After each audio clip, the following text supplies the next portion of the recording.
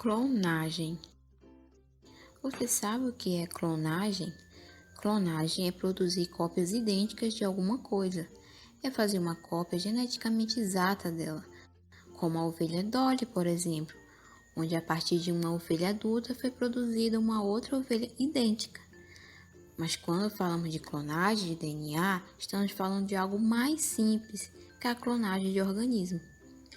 Clonagem de DNA é o processo de fazer várias cópias idênticas de um pedaço específico de DNA.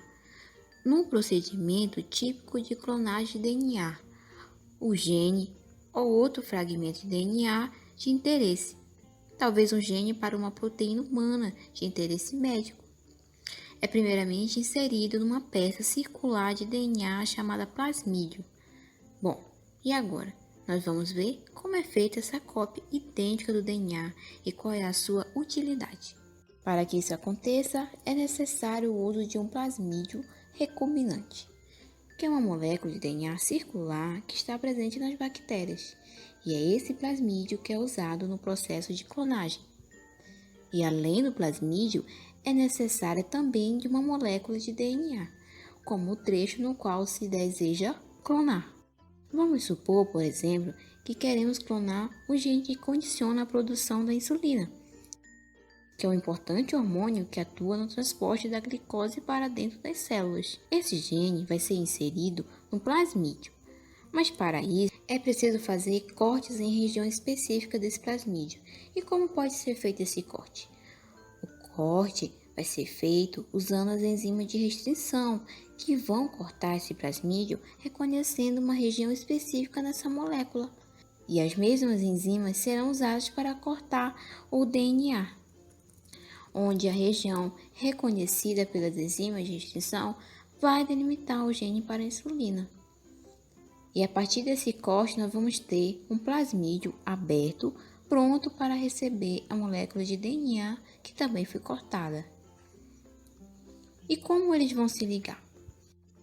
Na ponta cortada do plasmídio e na ponta cortada também do DNA, nós vamos ter nucleotídeos complementares, que vão fazer com que essas pontas se encaixem perfeitamente, de forma que quando acontece a união dessas moléculas, nós vamos ter então um plasmídio ligado a uma molécula de DNA.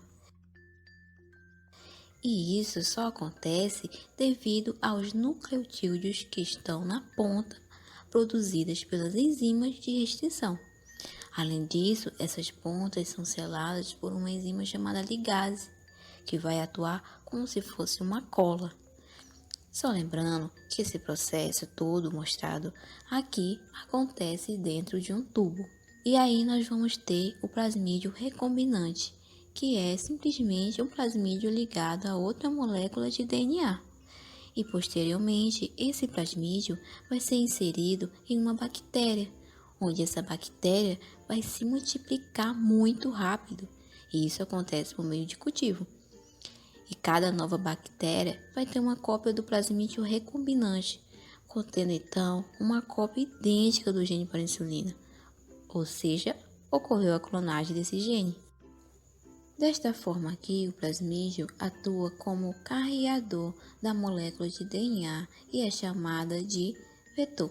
Porém, nós temos outra forma também de fazer essa clonagem, onde vão ser usados os vírus que servem também como vetores. Bom, os vírus contêm cromossomos que são simples como os plasmídios.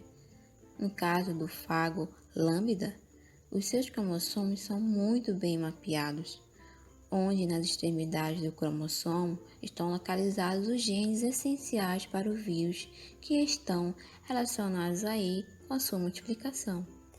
Porém, na região intermediária desse cromossomo estão localizados genes não essenciais, e dessa maneira é possível cortar esse gene e no lugar inserir um trecho da molécula de DNA, que nesse caso pode ser a insulina ou outro gene que se pretende clonar. A partir desse momento, então, nós temos um DNA recombinante que vai ser introduzido no vírus. E considerando, então, que esse vírus é um bacteriófago, São vírus que apresentam a capacidade de infectar bactérias.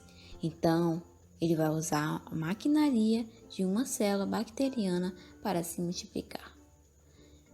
Desta forma, ele vai introduzir o seu material genético, que nesse caso é o DNA recombinante, e usando essa maquinaria vão ser produzidas centenas de partículas virais e cada uma com a cópia do DNA recombinante que foi inserido no vírus.